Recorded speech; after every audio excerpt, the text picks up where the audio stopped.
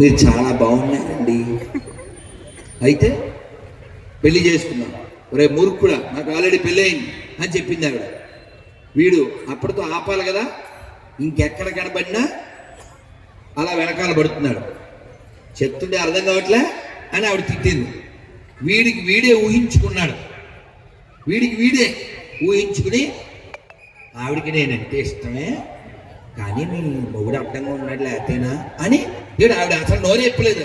వీడు అనుకుని ఎవరినో పిలిచి డబ్బులు ఇచ్చి అలా మొగుడు వేసామన్నాడు.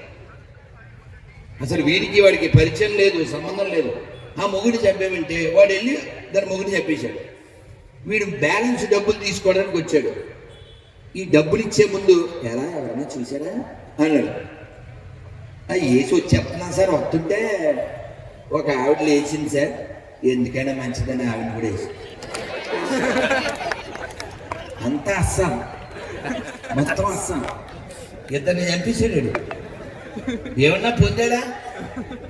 ఏమన్నా పొందాడా? ఏమన్నా ఏమీ పొందలేదు.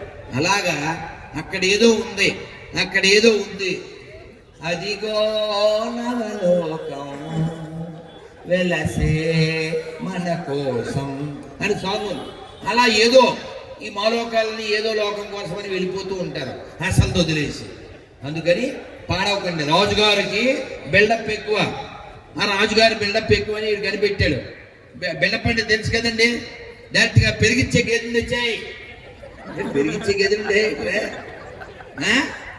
సో పెరిగిచ్చే గేదెలు తెమ్మనే రాజుగారి లాగా వీడు గమనించారు. ఈ రాజుగారికి మనం ఎలా బుద్ధి కొట్టించాలనుకున్నారో ఆయన దగ్గరికి వెళ్ళి, రాజా మీరు చాలా గొప్పవారు, మీరు చాలా పవిత్రులు, మీకోసం మేము దేవలోకంలో నేర్చుకున్న విద్యని మీకోసం మేము ఇక్కడ ప్రయోగిస్తాం, దేవతా వస్త్రాలు మీకోసం నేస్తాం అన్నారు.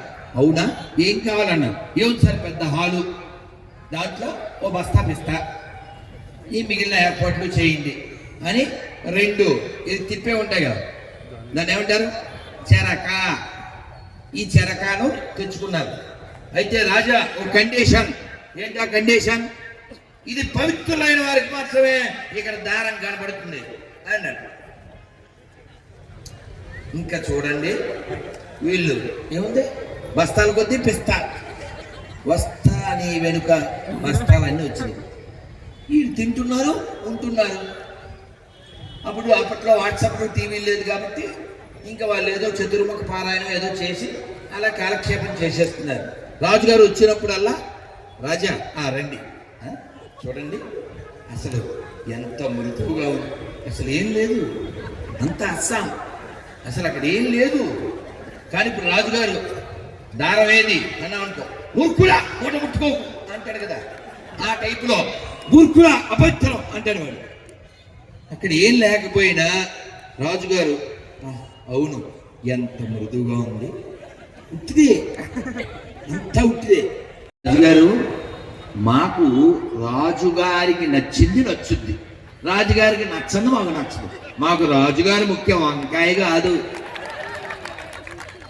అర్థమైందా?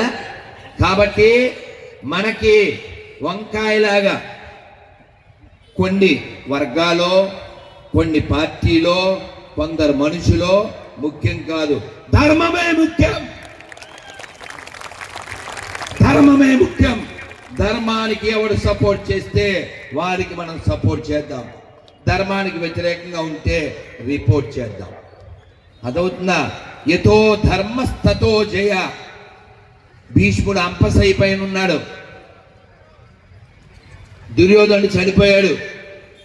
చనిపోగానే భీముడు వచ్చాడు, వచ్చి తాతయ్య వాడు పోయాడు అన్నాడు. మనమేం చెప్తాం? పోయాడా, దరిద్రుడు, దరిద్రం వదిలింది అంటాం మనం. మరి భీష్ముడు ఏమన్నాడు చెప్పండి అందరూ, యతో ధర్మ, వినపట్లేదు, యతో ధర్మ. ఆ బైక్ వాళ్ళు మానేస్తారు. యతో ధర్మ స్థతో జయ, యతో ధర్మ స్థతో జయ. నాకు చాలా సంతోషంగా ఉన్న విషయం ఏంటంటే